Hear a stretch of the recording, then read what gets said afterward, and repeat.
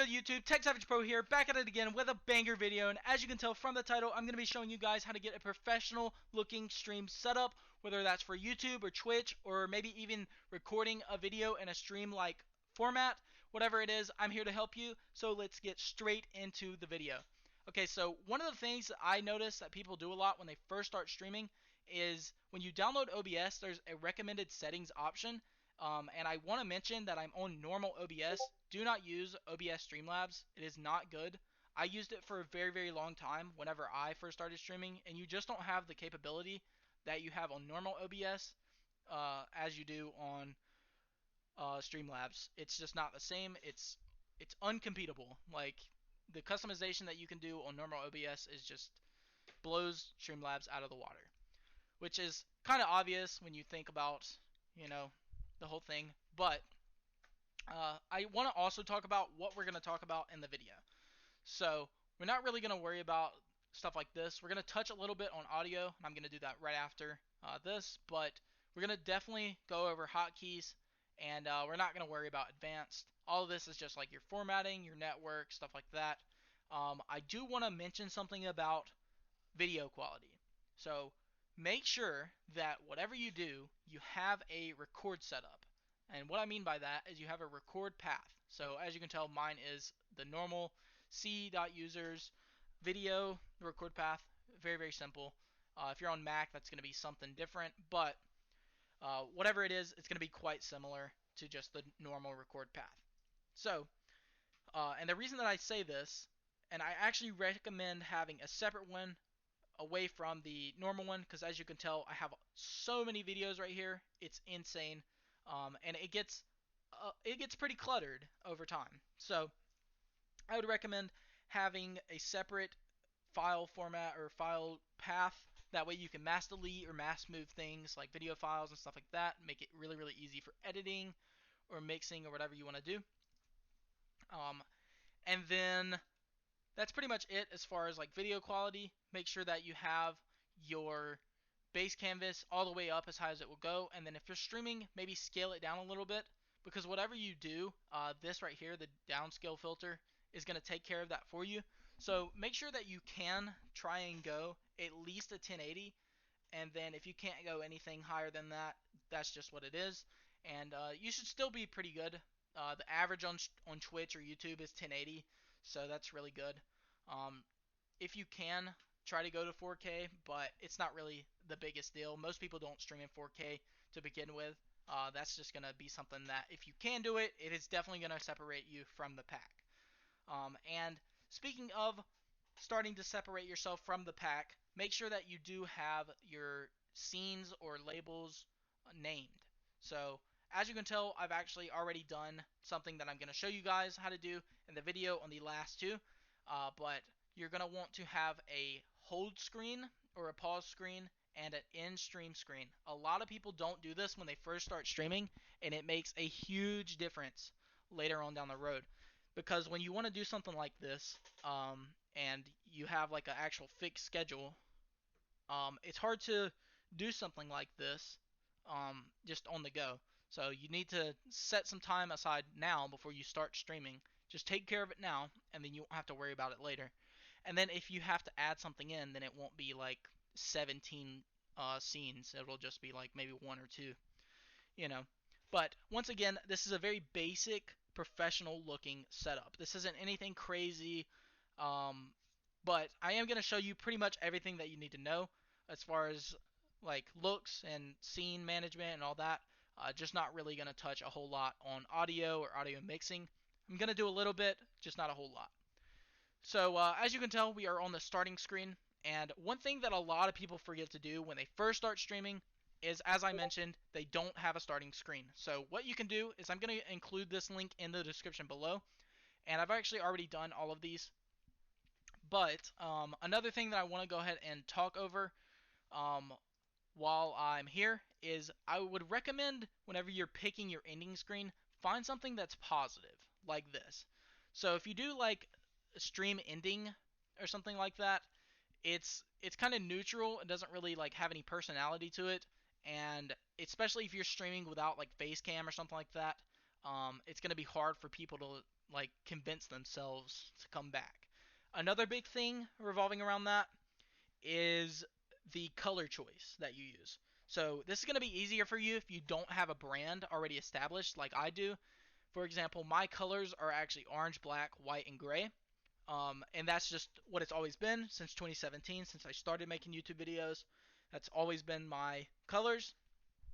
And yeah, so that's going to be a little bit easier for you to pick out your colors if you don't already have an established brand. But if not, there's no rule that says that you can't switch up the colors on different platforms. I actually use a blue theme on Twitch instead of my normal orange theme. And the reason that I do that is because a lot of people don't know this, but you can actually market yourself to people using colors. So blue is a trust color, which means that if people see the color blue, they're more likely to come to your stream and convince themselves that you're a trustworthy person versus just some random person that, might know what they're talking about.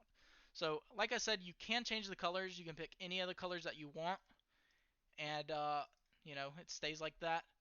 And then another thing that I really like about this website is you can really change like everything. Like you can type on here, which means that you can actually use this as a thumbnail making platform.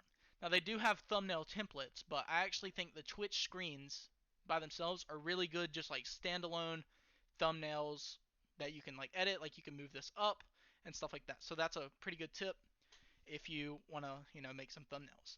But um, when you get ready to download, make sure that you do not go over here and click save. It will never download for you. It will make you make an account. However, if you do click download and you click download again, if you wait a couple seconds, it's actually going to go ahead and download for you. Now, if it doesn't, you can actually go ahead and go to Google and type in temp email and go ahead and click this one right here. And there you go. You're going to have a temporary email. Now, it does take a couple minutes for it to come up, but as you can tell, you can go ahead and click that, and then you're ready to go. So, like I said, I have already made and customized that screen, so I'm just going to go ahead and add it in. Now, one thing that I'd recommend when you're adding stuff is make sure that you do name your elements. So, I'm going to go ahead and title that starting, and then I can actually click right there, boom, add it. And once again, you want to make sure that you go to transform and fit to screen. Some of you might have the same issue that I had when I first started. All of my stuff would spawn in up here. So, like, it would be right there, and, like, there was no way, like, you can't get it. You can't get the thing. So, if you go right here, and you click it, and then you right-click, you can actually fit to screen, and it'll adjust, which becomes really, really useful for whenever you start to add a whole bunch of stuff in, because it's more likely to like do something crazy like that, which is an issue that I had that thankfully I know how to fix now, because it would be a bigger problem, and there's not a whole lot of information out there to help you fix that. So just figured I would include that in there, because some of you will definitely run into that issue and you won't know what to do. But as you can tell, all of the other screens are finished. And like I said, try and pick something with a positive message, positive colors, things like that. There's actually, you can just go ahead and look up color wheel, and it'll tell you like how the human responds to like certain colors and stuff like that. Obviously, pick stuff that like you think is cool. Like don't just pick it based off like the marketing and stuff. But be happy with whatever you do. That's all I'm saying.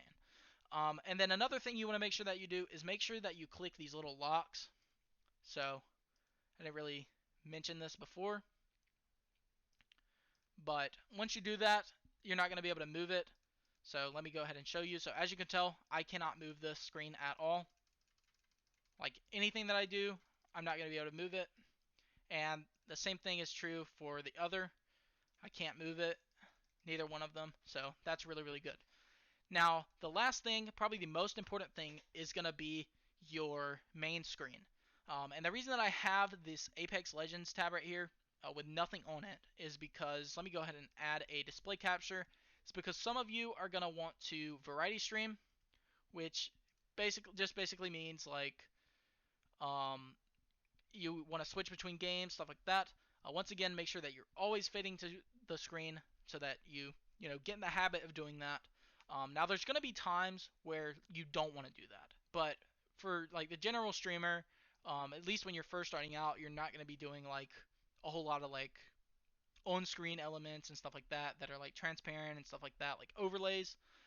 Even most overlays that are templates, you do want to fit them to the screen because they'll help you. Unless they're individually pieced, and then you're gonna have to run the game and then put it where it needs to go. And obviously, if you play the game, you'll know where those elements need to go. But that goes back to having the game capture on a specific window. So when you add in your game capture, you want to make sure that it is on specific window and not full screen, because any application that is full screen, game capture can actually capture. That is a handful, but uh, game capture is basically a glorified window capture, but it's only supposed to work for games. However, sometimes it does work for other things too. So if I do window capture, it can capture basically anything that I want to. It won't capture games though, most of the time. Now, if you do run into an issue where you cannot get game capture to work, you can use window capture. It just does not work as well. The frames are not as good, which is a little bit strange. I'm not sure why that is, but you can make it work just as well with some tinkering. However, um, just like window capture, some messing around, and you can get game capture to work as well. But there might be an issue where game capture doesn't work at all, and that could be because of a bug in your computer or a bug in the system where they don't operate together exactly. And the easiest way to fix this is to downgrade your OBS version, and that's going to fix it. I had to do that when I first started streaming, and it fixed the problem immediately. All I had to do was install OBS, install a downgraded version, and you can actually, if you look up here, you can actually see what your version number is. So right now I'm on 27.2.4 on the 64-bit Windows variant, and that's going to help you a lot, knowing which version that you're on. That way, if something goes wrong, you can just go back to a lower version. And the way that you find that is you just type into Google all versions OBS or OBS Studio or Streamlabs, whatever you're on. I don't think that Streamlabs allows you to downgrade. So that's another reason I would stay away from Streamlabs. And that's part of the reason why I actually switched to OBS. So keep that in mind. As I was saying though, uh, so when you are doing the game capture, make sure that you are on the specific window, because if you're on full capture, then it's going to capture anything, and if you're on specific window, you can actually tab out and do other things while the game is still running, and you won't have to like transition back and forth. So that's very, very useful. But I'm going to go ahead and sub this window like I normally would if it was like if I was about to stream. So for example, I have a PS5 hooked up to a capture card. So I'm going to go ahead and call this Elgato card. And this is actually the same way that you would hook up a I'm going to go ahead and mute that, because when you add a capture card or any capture device, it has its own audio input. And it's quite loud, so I'm going to go ahead and mute it. But once again, you want to make sure that you go ahead and fit it to the screen. And I'm going to go ahead and disable it until it gets ready to come on. But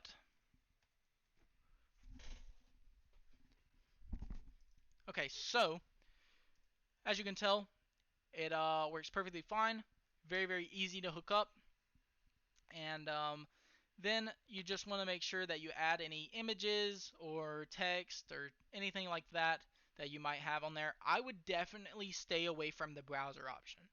The browser option allows you to add in a full-fledged browser like Chrome, and then anytime you open Chrome, it casts to the stream. Do not add this, because especially on Twitch, maybe not YouTube, but on Twitch you will get banned. Twitch does not allow you to add browsers to your stream. And when you put this element or this source in there, it basically tells Twitch that you have a browser on your stream, and you will get banned. Like, they'll turn your stream off and send you an email and tell you that you have like a 72-hour ban. It is no fun. It has happened to me once before, and I've never done it since. So, yeah, I don't know if that's something that's changed. So feel free to try that out, but um, I would probably stay away from it if you can. Just probably use the display capture because you usually can get away with it that way. But yeah, so once you're done with that, once again, add text, anything like that, images. I was gonna touch up on the blending. So a lot of people don't know what blending does, and that is it just adds a filter over your object. So basically, it's like a Snapchat filter, but for your game or your window or whatever. It just adds like shades.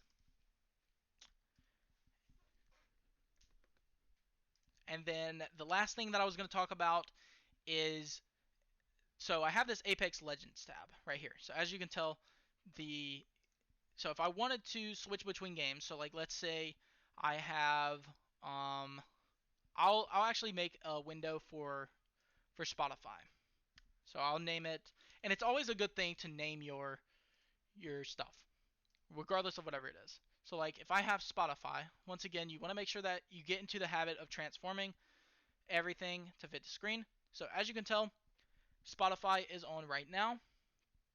If I switch back, so like let's say I have Apex Legends on, and then like I want to cut Apex Legends off, move to Spotify, then I don't have any issues doing that.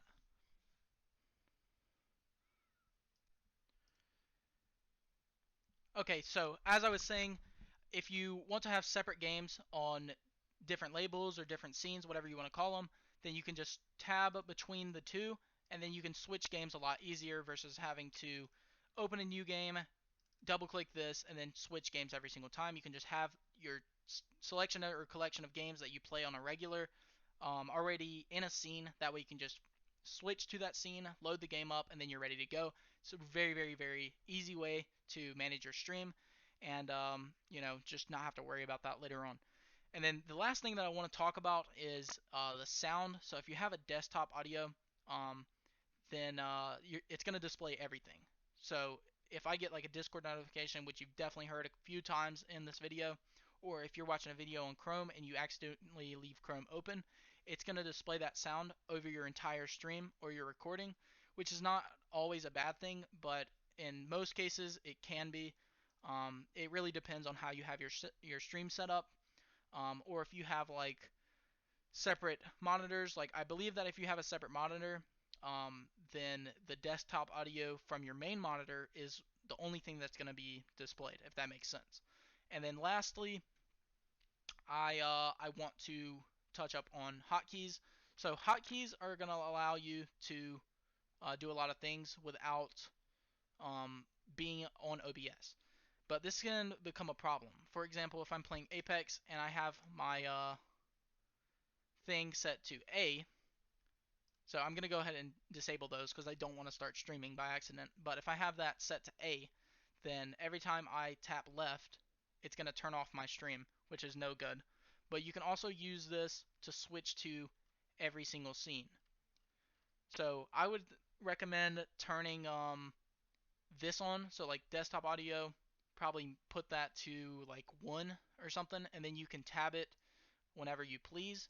But other than that, obviously you just want to adjust your hotkeys based off how you manage your stream and how you are going to stream your content or record your content, and then you should be good. But other than that, I don't really have anything else to show you. Let me know if you do want me to make a video on how to get a timer on the starting screen, so that whenever your stream is about to start, it'll have a timer at the bottom or somewhere in the middle or at the top, which I can easily show you, maybe in a separate video. So just let me know. But as always, peace out, and I'll see you in the next one.